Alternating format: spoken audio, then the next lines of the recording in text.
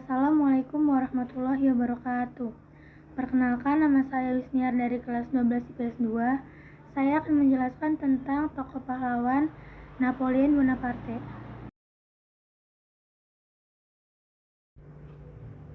Napoleon Bonaparte adalah seorang jenderal militer Prancis dan kaisar pertama di Prancis, dan juga salah satu pemimpin terbesar di dunia.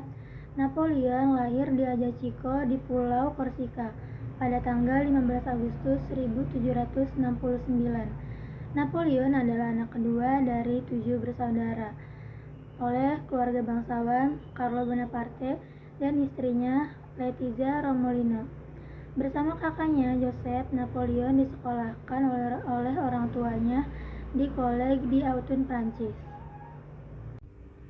Panggilan hati untuk menjadi seorang tentara memang tak bisa dielakkan Napoleon. Akhirnya Napoleon melanjutkan pendidikannya di perguruan tinggi militer di Brienne, Prancis. 5 tahun kemudian dia pindah ke Akademi Militer di Paris, Prancis. Pada 1785, ketika Napoleon masih di Akademi Militer, ayahnya meninggal karena kanker perut. Kematian ayahnya membuatnya mengambil kendali sebagai kepala keluarga. Dia akhirnya dapat lulus lebih awal dan kembali ke Korsika pada 1786. Pada 1793 dia kembali ke Paris dan bergabung dengan resimennya di Nice. Kudeta 18 Brumaire. Ketika kembali ke Prancis itulah Napoleon berpartisipasi dalam acara yang dikenal sebagai Kudeta 18 Brumaire. Kudeta tak berdarah yang menggulingkan Direktori Prancis. Direktori tersebut digantikan oleh konsulat beranggotakan 3 orang. Setelah serangkaian intrik politik dan militer yang sebagian besar diatur oleh saudara laki-laki Napoleon, Lucien Bonaparte, ketika Napoleon diangkat sebagai konsul pertama, dia menjadi tokoh politik terkemuka di Prancis. Pada pertempuran Marengo tahun 1800, pasukan Napoleon mengalahkan Austria dan mengusir mereka dari semenanjung Italia.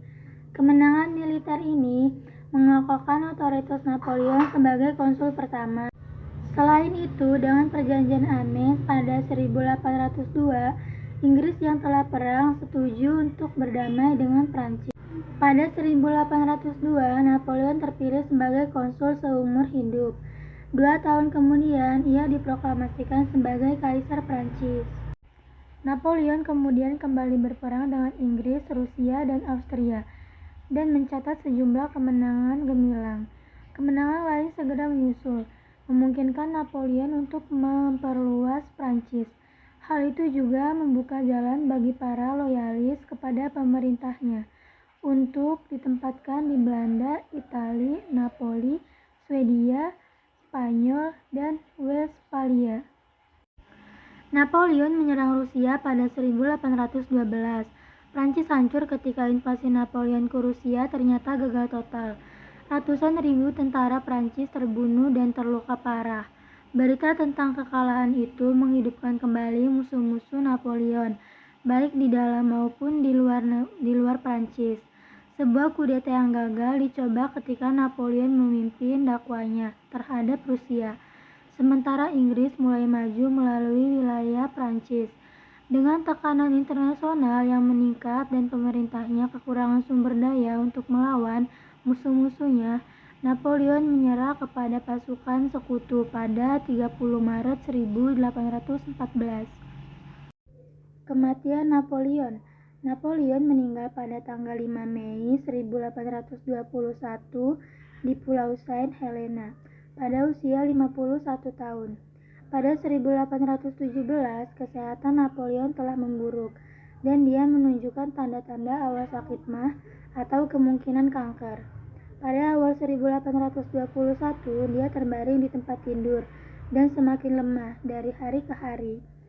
Pada April tahun itu, dia mendiktekan wasiat terakhirnya. Aku ingin ibuku beristirahat di tepi sungai Seine, di tengah-tengah orang Prancis yang sangat kucintai. Aku mati sebelum waktuku, dibunuh oleh oligarki Inggris dan para pembunuh bayarannya.